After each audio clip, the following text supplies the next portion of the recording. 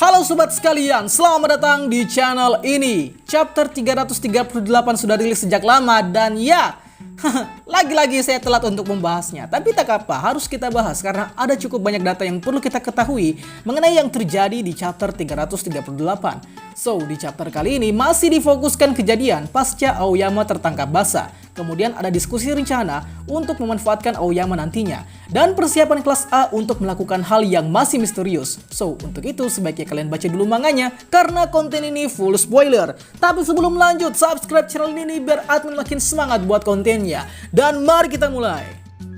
Memanfaatkan Aoyama.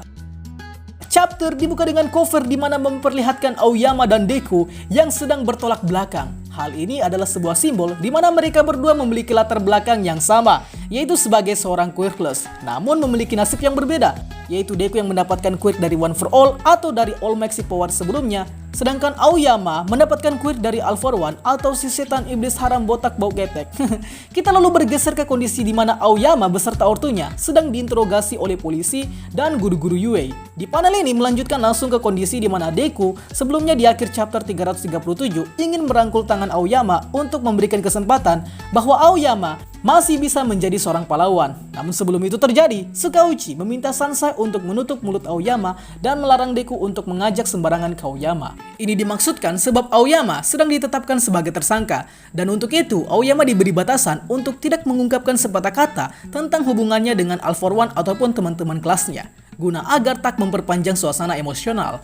Di sini Tsukauchi menjelaskan bahwa Aoyama ini masih perlu diselidiki lebih lanjut sebab bisa saja Aoyama dipasangi semacam ranjau ledakan sama seperti yang terjadi pada Lady Nagan sebelumnya. Jadi untuk itu Aoyama akan diperiksa dan dibekap terlebih dahulu sebelum memberikan keterangan yang jelas. Kemudian Tsukauchi lalu bertanya kepada orang tua Aoyama mengenai bagaimana cara mereka berkomunikasi dengan All for One, dan orang tua Aoyama menjawab bahwa mereka tak bisa mengirim pesan ke All for One sebab pelaporan mengenai berita tentang Yue hanya dapat dilakukan ketika All for One yang meminta informasi. So, sama seperti yang Admin jelaskan di konten review sebelumnya, bahwa komunikasi antara All for One dan Aoyama hanya satu arah, sehingga sangat sulit untuk melacak lokasi All for One. Hal ini dilakukan oleh All for One untuk berjaga-jaga apabila salah satu rencananya, yaitu menyuruh Aoyama untuk menjadi mata-mata di Yue ternyata gagal, maka pihak polisi ataupun pahlawan tak bisa dapat mengetahui info mengenai lokasi All for One, sebab komunikasi hanya berjalan satu arah.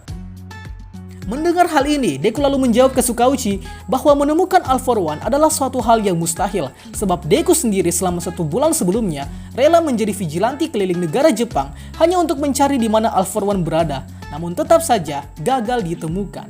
Nah, uniknya di sini si Kaminari mulai menangkap perkataan Deku sebelumnya yang ada di chapter 336 yang berkata seperti ini. Kemungkinan kita masih akan tertinggal. Untuk itu kita akan melibatkan banyak orang dalam masalah ini. Ya, ini cukup unik karena kita tahu Kaminari ini terkenal kurang pintar dikit karakternya. Tapi di chapter ini seakan Kaminari di-buff dengan kepintaran. Anjay. Lanjut, Kaminari lalu menyadarkan ke Deku akan pesannya di chapter 336 sebelumnya yang berkata bahwa mereka harus mempengaruhi tindakan kelompok villain. Dari sini sudah 2 orang yang diketahui mengerti maksud dari Deku di chapter 336 sebelumnya, yaitu Bakugo dan Kaminari. Mendengar Kaminari yang berkata seperti sebelumnya, Tsukauchi, Deku, Mineta, dan Momo akhirnya mengerti maksud dari Kaminari yang menyadari ucapan Deku sebelumnya, bahwa ya, untuk menemukan All for One, salah satu cara yang paling cerdas adalah dengan memanfaatkan Aoyama dan dengan cara menipu All for One. Mendengar ide dari Kaminari tadi, semuanya setuju dengan ide tersebut. Namun di sisi lain, Aoyama masih keheranan mengapa dia yang jelas-jelas adalah seorang villain masih juga dipercaya oleh teman-temannya. Rencana yang akan segera dilakukan. Kemudian setelah mendengar ide dari Kaminari, Prison Mike lalu menegur kelas A yang berniat memanfaatkan Aoyama dengan alasan bahwa kelas A adalah korban yang sesungguhnya. Lantas, mengapa mereka masih mempercayai Aoyama? Ida lalu menjawab pertanyaan Prison Mike bahwa mereka kelas A perlu membiarkan yang sudah berlalu, sebab Aoyama meskipun dia saat ini dikategorikan sebagai tersangka, tapi tetap saja kelas A memiliki tanggung jawab pada Aoyama. So, maka dari itu, kelas A berniat memaafkan tindakan Aoyama, namun dengan konsekuensi yang ditanggung oleh Aoyama, yaitu siap untuk digunakan sebagai modal utama untuk menipu All for One. Ida lalu menjelaskan lebih lanjut bahwa Aoyama perlu dimaafkan agar Aoyama dan mereka semua yang di kelas A dapat bisa setara lagi. Perkataan Ida ini mungkin berasal dari latar belakang Aoyama yang diketahui tergiur menerima quirk oleh sebab ketidaksetaraan dia dengan mayoritas manusia yang memiliki quirk. Sedangkan Aoyama dulunya adalah quirkless. So, maka dari itu di chapter 337 ini, Ida dan kelas A berniat untuk memaafkan Aoyama dan bekerja sama guna agar Aoyama bisa setara dengan mereka. Kemudian ketika yang lain sudah memaafkan Aoyama, Bakugo malah berniat untuk meledakkan Aoyama dengan Howitzer Impact. Sebab dulu Bakugo diculik oleh sebab Aoyama yang menjadi dalang penyerbuan Lake of Villain di camp pelatihan hutan. Jir, ini Bakugo gak ada tobatnya anjir. Di sisi lain, Kirishima berusaha menyadarkan Aoyama bahwa ya masih ada kesempatan untuk dia bertobat dan kembali menjadi hero sama seperti mereka. Sebab mereka semua teman-teman kelas A ini tidak menyalahkan Aoyama hanya karena dia berasal dari golongan quirkless. So, maka dari itu dari Kirishima inilah kita jadi tahu bahwa kelas A tak ada niatan untuk memusuhi Aoyama setelah pengkhianatan yang dia lakukan. Kecuali memang Bakugo ya, tapi tak apa, wajar, namanya juga Bakugo ya kan? Dan ya, reaksi Aoyama menangis tak tertahankan dan cukup dejavu juga. Seperti mengingatkan momen di mana Deku diberi kesempatan untuk menjadi pahlawan oleh All Might. Tapi tetap saja Aoyama dan orang tuanya akan diproses terlebih dahulu sebagai konsekuensi keterlibatannya dengan All For One. Singkatnya, kemudian Aizawa muncul dan berbicara lewat video call kepada Deku dan menanyakan apakah Deku memiliki ide untuk kedepannya.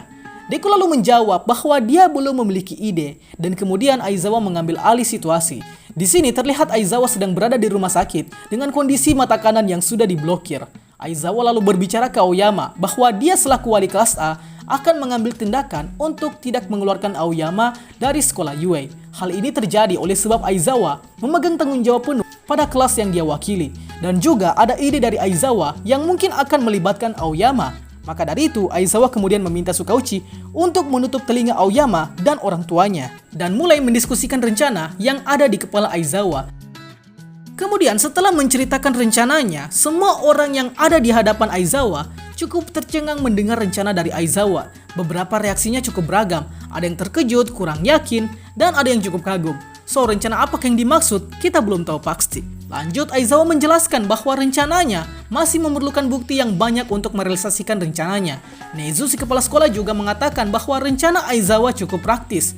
Sukauchi juga mengatakan bahwa rencana tersebut layak dicoba, yang berarti rencana Aizawa memang benar-benar suatu yang revolusioner. Sukauchi kemudian meminta agar Aoyama dan keluarganya agar segera dipindahkan untuk diselidiki lebih lanjut dan meminta agar semua yang sudah mendengar rencana Aizawa tadi tidak membongkar ke siapapun.